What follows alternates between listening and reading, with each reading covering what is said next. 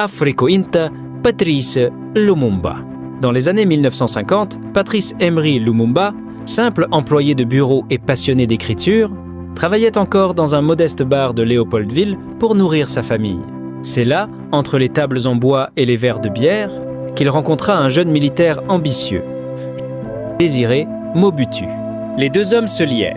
Lumumba, déjà engagé dans son mouvement politique, le MLC, parlait avec fougue d'indépendance et de liberté. Mobutu, en uniforme, écoutait, fasciné par l'orateur. Mais derrière cette amitié naissante, l'histoire préparait une tragédie. La voix qui dérangeait, très vite, les discours de Lumumba attirèrent des foules immenses. Ensuite, le trafic d'ivoire. Après la décimation des villages pour exporter le caoutchouc. Et aujourd'hui, les diamants, le cuivre, le manganèse, le zinc. Tout le monde sait. Inventèrent des troubles dans la capitale et l'accusèrent d'en être responsable. Lumumba fut arrêté et passa 6 mois en prison. Mais la prison ne fit qu'augmenter sa popularité. Quand il en sortit, son peuple l'acclama comme un héros. Peu après, Bruxelles dut l'inviter à la fameuse table ronde de 1960. Là, Lumumba exigea une indépendance immédiate. Les Belges cédèrent, pensant pouvoir encore manipuler la jeune nation.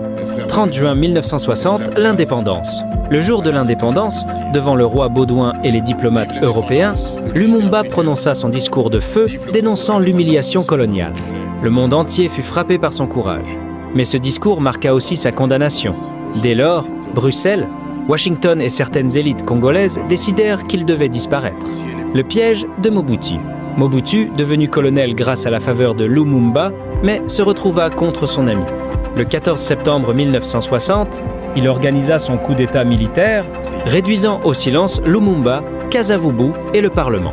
Lumumba fut mis en résidence surveillé à la fois par les casques bleus ghanéens et les soldats fidèles à Mobutu. Mais la voix de Lumumba ne se taisait pas. La nuit du 27 novembre, il tenta de fuir pour rejoindre Kisangani et ses alliés Gizenga et Lundula.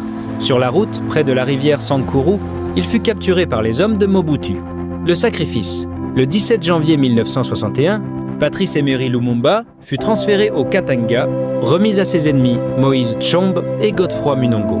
Devant des officiers belges, il fut insulté, battu, puis exécuté dans la nuit avec Maurice Mpolo et Joseph Okito. Son corps ne reçut pas de sépulture digne. Il fut découpé en morceaux et brûlé, à l'acide et au feu pour effacer toute trace.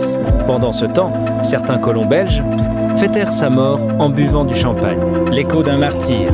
Pourtant, malgré sa fin atroce, Lumumba vécut dans la mémoire collective. Le peuple congolais, qu'il avait aimé et soutenu, fit de lui un symbole de liberté. Tandis que Mobutu, son ancien compagnon de bar, s'installa